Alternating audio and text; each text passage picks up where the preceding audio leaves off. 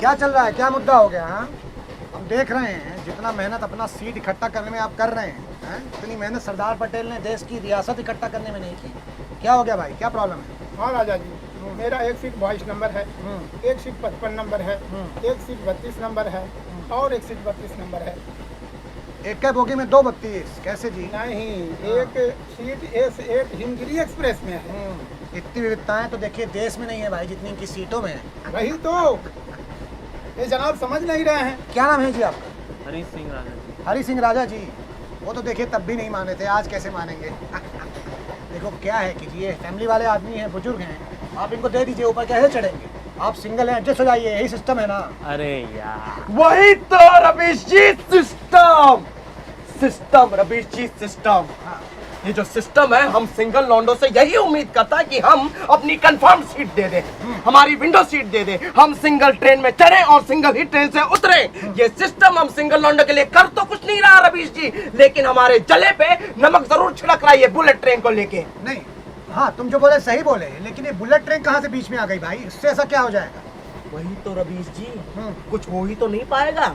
अब जो लड़का पटना से ट्रेन पकड़ता है वो मुगल सराय आते आते लड़की से नजरें मिला पाता है। सही बात। अब प्रयागराज आते आते थोड़ी बहुत बातचीत हो जाती है। अब दिल्ली पहुंचते पहुंचते अगर कैसे किसी तरीके से गैस मास्क हम दे दे लड़की को तो नंबर भी मिल जाता है रवीश जी। और ये पूरा का पूरा चीज जो है वो 24 घंटे में होता है। बिल्कुल। अब बुलेट ट्रेन की वजह से ये जो पूरा का पूरा सफर है वो सिर्फ 2 से 3 घंटे में खत्म हो रहा है रवीश जी। अब इतने कम समय में रवीश जी हम सिर्फ इतना पता कर सकते हैं कि लड़की की जात कौन सी है।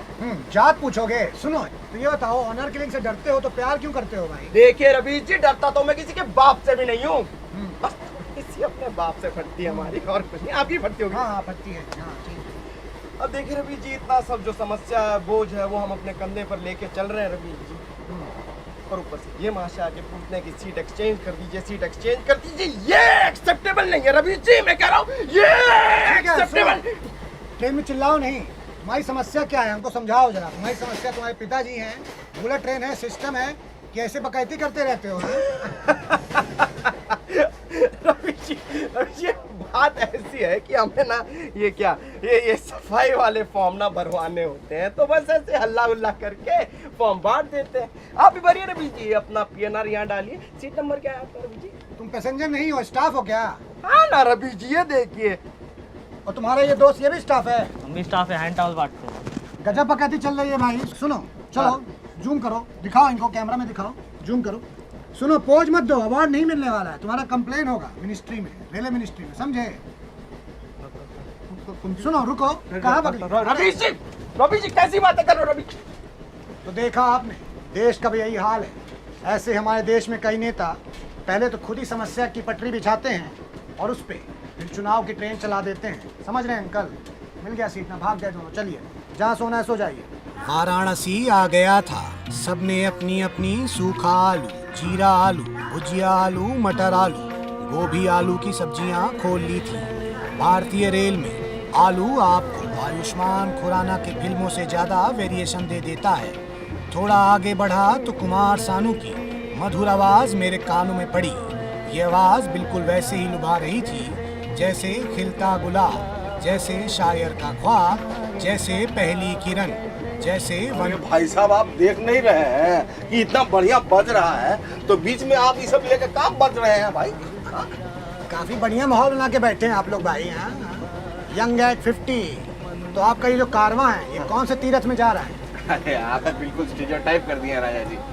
तीरथ वीरथ नहीं जा रहे हम लोग, हमारा कॉलेज का गोवा प्लान अधूरा रह गया था, वो पूरा करने जा रहे हैं। वाह जी, आपकी जवानी तो जवानी है, हमारी जवानी तो खाली फना हो रही है जी। वाह जी, आप तो रिमोट दबा के गाना बदल दिए हैं। ये आप एक ग्रुप के डीजे हैं। आप तो काफी पुराने और अच्छे गाने बजा रहे हैं भाई। आपका रेडियो भी काफी चमचमा रहा है, क्या है इसमें?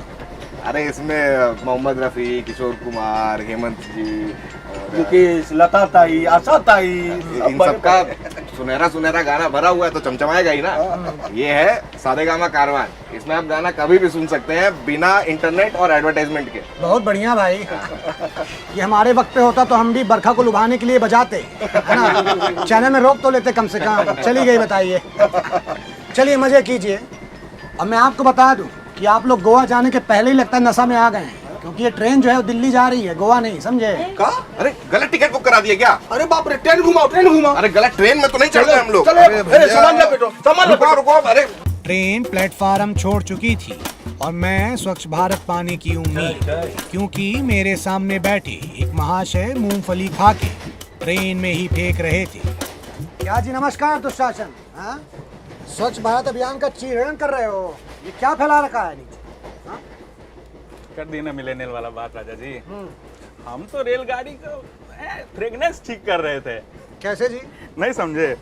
अब देखिए यहाँ सड़ा मौजा का बदबू, बाथरूम के पास बैठे हैं उसका बदबू, भाई जो रेल में जो राजनीतिक बहस चल रहा है उसका बदबू। तो आप ये बताइए कि 24 घंटा का सफर हम कैसे काटेंगे हैं? तो ये मूंगफली जो है ना, इसमें प्राकृतिक लाभ है, और इसको ऐसा रगड़िए, ऐसा खचखचाइए, और पूरा जो रेल है उसमें मार सौंधा सौंधा खुशबू फैल जाता है। आई ना आपको खुशबू, आई ना। आप तो पत्रकार आदमी हैं, सूंघने का अधिकार तो आपको संविधान दिया है। अच्छा हुआ सुनने का अधिकार बोल के आप पत्रकार बोले, कुत्ता नहीं जी। अरे ऐसा नहीं है, हमको भी पता है कि असली पत्रकार और कुत्ता में क्या फर्क है। हम भी थोड़ा टीवी देखे हैं राजा जी। चलो गुरु, कोई बात नहीं, अच्छा है, फेंकते रहो।